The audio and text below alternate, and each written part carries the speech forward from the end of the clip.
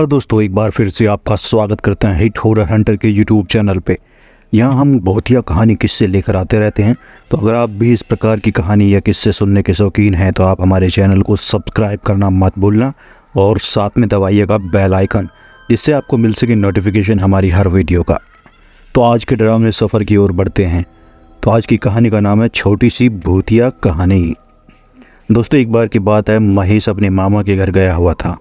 दरअसल वहाँ महेश की बुआ की शादी थी और वैसे भी महेश अक्सर वहाँ जाता रहता था, पर हर बार वो एक ही बात बार बार पूछता था कि ऊपर छत का कमरा हमेशा बंद क्यों रहता है।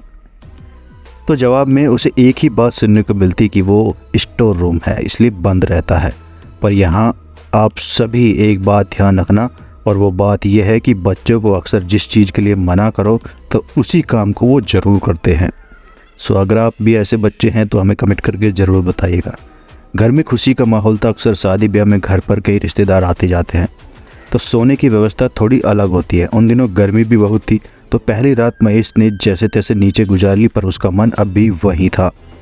अगर ऊपर का कमरा खुला होता तो अपने दोस्तों के साथ ऊपर सो जाता। दूसरे दिन मामा को घर से बाहर जाना पड़ा, तो महेश ने चुपचाप मामी से चाबी ये कहकर ले ली कि मामा ने कहा है कि वहाँ कुछ सामान है जो निकालना है।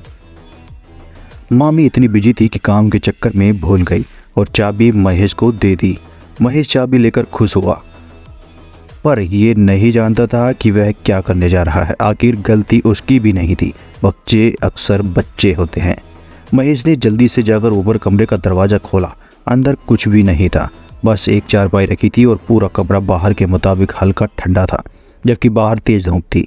महेश अपने दोस्तों के साथ पूरा दिन उसी कमरे में रहा। कई बार तो उसके दोस्तों ने बताया कि खिड़की बार बार अपना बंद हो जाती है, तो महेश ने कहा कि हवा से हो रहा होगा।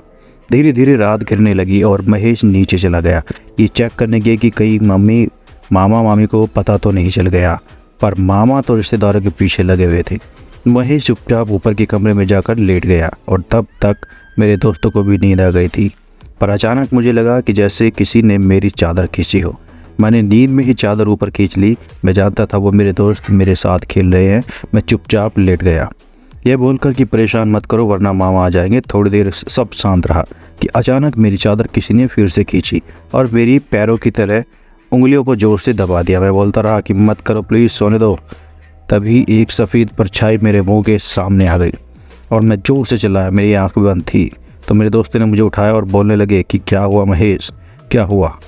मेरे पूरे चेहरे पर पसीना था। मैं डर के मारे कुछ बोल नहीं पाया कि तभी अचानक मामा ऊपर आ गए और हम सबको नीचे ले गए और मुझे पानी पिलाकर प्यार से पूछा। और जब मैंने बताया तो सारे रिश्तेदार डर गए। फिर मामा ने बताया कि उस कमरे में एक किराएदार रहता था जिसने फांसी लगा ली थी। वो आदमी बुरा नहीं था, बस चुपचाप रहता था, इसलिए शायद आज तक उसने किसी को नुकसान नहीं पहुँचाया। ये किस्सा हमारे साथ भी हो चुका है, इसलिए हमने वहाँ ताला लगाया हुआ है ताकि कभी कुछ गलत ना हो जाए। दोस्तों उसके बाद मामा ने शादी हो जाने के बाद रिश्तेदारों के कहने पर वो कमरा तोड़वा दिया और उसका सारा मलबा शमशान में फेंकवा दिया। तब से वहाँ सब ठीक है।